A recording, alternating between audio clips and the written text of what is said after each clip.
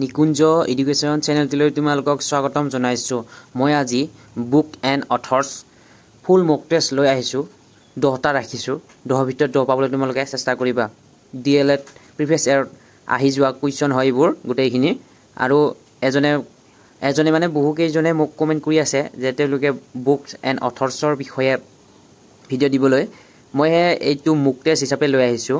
আৰু এইখিনি মই ইয়াত উত্তৰটো নকওঁ, তোমালোকে চিৰিয়েলিকৈ উত্তৰটো কৰিবলৈ যত্ন কৰিবা আৰু মোক কমেণ্টত জনাই দিবা গোটেইখিনি। ইয়াত 10টা ৰাখিছোঁ, মই বেছি ৰখা নাই। আৰু মই ডেইলি ভিডিঅ' দি থাকিম বাৰু। মই নেক্সট ভিডিঅ'ত ফুল মক টেষ্ট লৈ আহিম গোটেইকেইটা ছাবজেক্টৰ বিষয়ে। তোমালোকে সেইটো চাব পাৰিবা। অহাকালি মই সেই ভিডিঅ'টো লৈ আহিম, অৰ্থাৎ অহাকালি মই সেইখিনি অনাৰ আগমুহূৰ্তত যাতে তোমালোকৰ বুক এণ্ড অথৰ্ছৰ গোটেইখিনি কমপ্লিট হয়। যিখিনি নেকি অসমত বাৰে বাৰে আহি থকা প্ৰশ্ন সেইখিনিয়ে লৈ আহিছোঁ মই। প্ৰথম প্ৰশ্ন, অৰুণোদয় কাকতৰ সম্পাদক কোন আছিল? হেমচন্দ্ৰ গোস্বামী, গুণাভিৰাম বৰুৱা, আনন্দৰাম ঢেকিয়াল ফুকন, লক্ষ্মীনাথ বেজবৰুৱা। ইয়াৰ কোনটো সঠিক উত্তৰ হয় তোমালোকে মোক জনাই দিবা। 2 নম্বৰ প্ৰশ্ন, কৰি আৰু কোমল কাৰ ৰচনা? সত্যনাথ বৰা, চন্দ্ৰকুমাৰ আগৰৱালা, যতীন্দ্ৰনাথ দুৱৰা, নৱকান্ত বৰুৱা। ইয়াৰো সঠিক উত্তৰটো তোমালোকে মোক দি দিবা। আৰু তোমালোকে চিৰিয়েলিকৈ মানে কমেণ্টত যেতিয়া উত্তৰটো দিবা তেতিয়া চিৰিয়েলিকৈ নাম্বাৰবিলাক দিবা।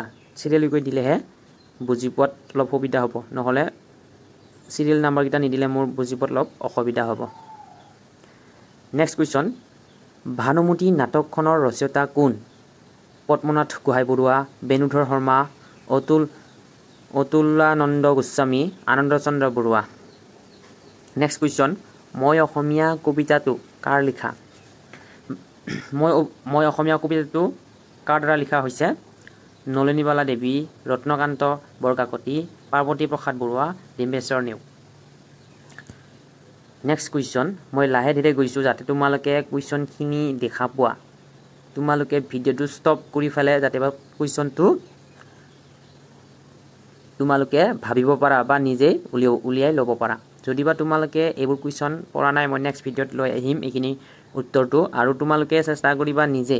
আৰু যদি নোৱাৰা তোমালোকে কিছুমান কিতাপ পত্ৰ নতুবা গুগলৰ সহায় ল'বা, ঠিক আছে? মানে নিজে যেতিয়া কোনো এটা বস্তু চাৰ্চ কৰিবা তেতিয়াহ'লে বেছি দিনলৈকে মনত ৰৈ যায়। যিহেতু তোমালোকে জানাই যেতিয়া নিজে কিবা এটা প্ৰস্তুত কৰি ল'বা তেতিয়া সেইটো তোমাৰ বহু দিনলৈকে মনত ৰৈ যায়। নেক্সট কুৱেশ্যন, 5 নম্বৰ কুৱেশ্যন, ৰচনাৱলী গ্ৰন্থখনৰ সংকলক কোন? লক্ষ্মীনাথ ফুকন, বেণুধৰ শৰ্মা, ডিম্বেশ্বৰ নেওগ, হিতেশ্বৰ নেওগ। আজি অকণমান ছুটি হ'ব ভিডিঅ'টো। আৰু মই ছুটি এইকাৰণে লৈ আহিছোঁ যাতে আজি মই ভিডিঅ' দিব ইচ্ছা নাছিল, তোমালোকৰ যাতে সুবিধা হওক বা তোমালোকে বুক এণ্ড অথৰ্ছ কিতাপ আৰু গ্ৰন্থ বা লেখকৰ নামখিনি তোমালোকে সম্পূৰ্ণকৈ জনা। মই সেইটো উদ্দেশ্যত এই ভিডিঅ'টো লৈ আহিছোঁ। অসমৰ লোক সংস্কৃতি গ্ৰন্থখনৰ লেখক কোন? বিৰিঞ্চি কুমাৰ বৰুৱা, সত্যেন্দ্ৰনাথ নাৰায়ণ গোস্বামী, উপেন্দ্ৰ চন্দ্ৰ লেখাৰু, মহেশ্বৰ নেওগ। নেক্সট কুৱেশ্যন, অসমীয়া সাহিত্যৰ বুৰঞ্জী কোনে লিখিছিল? ক সূৰ্যকুমাৰ ভূঞা, খ হেমচন্দ্ৰ গোস্বামী, গ সত্যেন্দ্ৰনাথ নাৰায়ণ গোস্বামী, খ উপেন্দ্ৰ চন্দ্ৰ লেখাৰু। এইটো সত্যেন্দ্ৰনাথ হ'ব লাগে দেই, আছিল দেই, যে নহওক। নেক্সট কুৱেশ্যন, বাঁহী কাকতৰ সম্পাদক কোন আছিল? মই বাৰে বাৰে কৈছোঁ এইখিনি প্ৰিভিয়াছ ইয়াৰৰ কুৱেশ্যন DLEDৰ হয় গোটেইখিনি। মই প্ৰিভিয়াছ ইয়াৰ কুৱেশ্যনবিলাক চাই পেলাইহে লৈ আনো। মই যিকোনো কুৱেশ্যনবিলাক উঠাই লৈ নানো, যিখিনি নেকি আহি থকা, যিখিনি নেকি অসমৰ বিভিন্ন এক্সামত আহি থাকে সেইখিনিহে মই লৈ আহিছোঁ। আৰু এইখিনি মই ইয়াত যিখিনি ৰাখিছোঁ গোটেইখিনি প্ৰিভিয়াছ ইয়াৰৰ DLED পেড এক্সামৰ কুৱেশ্যন হয়।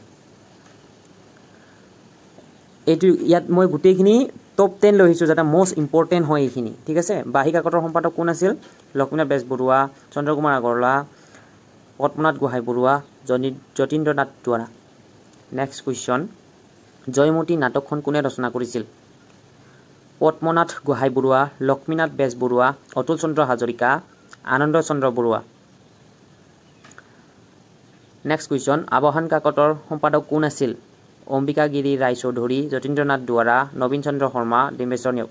ইয়াতে কোনটো সঠিক উত্তৰ হয় তোমালোকে মোক কমেণ্ট কৰি জনাবা আৰু সিৰিয়েলকৈ দিবা উত্তৰখিনি যাতে মই চিনি পাওঁ বা মই ধৰিব পাৰোঁ যে এইটো 10 নম্বৰৰ বা 9 নম্বৰৰ কুৱেশ্যনৰ এনসাৰ হয় ঠিক আছে আৰু মই দুটামান তোমালোকক মোষ্ট ইম্পৰ্টেণ্ট কথা কওঁ তোমালোকে বিশেষকৈ এই 2 দিন 3 দিনৰ ভিতৰত কি চাবা তোমালোকে প্ৰথমে ম্যাথ ৰিজনিং আৰু সোশ্যাল সায়েন্সখন ভালকৈ চাবা যাতে বা তোমালোকৰ এন্ট্ৰেন্স এক্সামত উত্তীৰ্ণ হোৱাটো অলপ সহজ হয় যেহেতু আমি কিছুমান জিকে বিলাক কনসেপ্ট বিলাক কিছুমান ধৰিব নোৱাৰো যেহেতু সাগৰ যেনেকুৱা সাগৰ পাৰ ইপাৰ নেদেখি ঠিক তেনেদৰে জিকেৰ কুৱেশ্যনখিনিও একে জেনেৰেল নলেজৰ যিমানখিনি কুৱেশ্যন হয় গোটেইখিনি আমি মনত ৰাখিব নোৱাৰো আৰু চাবও নোৱাৰো কিছুমান প্ৰশ্ন হয়নে আমাৰ বহু বছৰ মানে পঢ়ি থাকিলেও আমাৰ শেষ নহব মই কৈছো সাগৰ যেনেকৈ পাৰ ইপাৰ নেদেখি ঠিক তেনেদৰে জেনেৰেল নলেজৰো হেনেকুৱাই তোমালোকে মই কৈছো ম্যাথছটো চাবা প্ৰথম কথা ৰিজনিংখিনি চাবা লগতে সোশ্যাল সায়েন্সটো চাবা আৰু যদি তোমালোকৰ সময় মিলে কি চাবা ইংৰাজী গ্ৰামাৰখন চাবা লগতে অসমীয়া গ্ৰামাৰখন চাবা নট্যবিধি সত্যবিধি যেনেকৈ ইংৰাজী ভোকেবুলাৰি টেন্স নেৰেশ্যন ভয়েস চেঞ্জ এইবিলাক চাবা আৰু অসমীয়াখিনি নট্যবিধি সত্যবিধি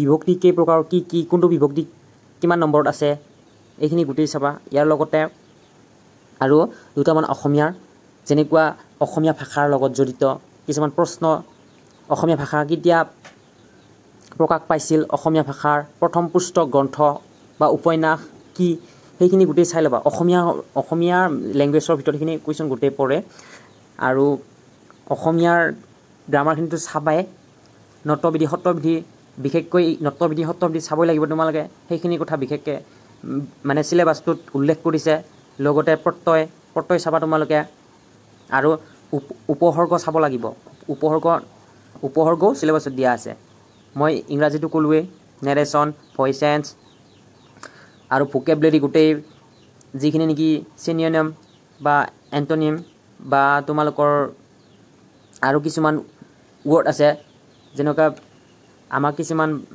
যিটো নেকি শুদ্ধ অশুদ্ধ ওয়াৰ্ডটো মানে আমাক বিচাৰিবলৈ দিয়ে তেনেকুৱাবোৰ চাবা আৰু ময়ো ইমান নাজানো দেচোন আৰু মই যিখিনি জানো ময়ো শিকি আছো আৰু তোমালোকেও শিকি যোৱা সেইখিনিয়ে মই দি আছো মই ইমান নাজানো ইংৰাজীৰ বিষয়ে আৰু মই যিখিনি এতিয়া জানিছো বা শিকিছো সেইখিনি তোমালোকক দি গৈছো ঠিক আছে আৰু তোমালোকে যদি জিকে এখন অলপ চাব বিচাৰা কি চাবা তোমালোকে মই ইটো যিটো দিলো ভিডিও বুক এণ্ড অথৰ্স এইখিনিটো চাবাই অসমৰ বিশেষকৈ অসমৰ কিতাপখিনি চাবা যদি ইণ্ডিয়ান বুক এণ্ড অথৰৰ বিষয়ে চোৱা তেতিয়াহ'লে কি চাবা তোমালোকে মেইন গ্ৰন্থখিনি চাবা মেইন যিখিনি গ্ৰন্থ আছে সেইখিনি চাবা ইণ্ডিকা কোনে লিখিছিল বা হস্তি বিদ্যানৰ ভিতৰত অসমৰে হবে আৰু সেইখিনি গোটেইখিনি লিখিবা বা চাবা তোমালোকে যদিহে আগতে তোমালোকে নোটবুক লিখিছিলা সেইবোৰ এতিয়া তোমালোকে ৰিভিজন কৰিব পাৰা নতুনকৈ চাবলগীয়া নহয় বাৰু তোমালোকৰ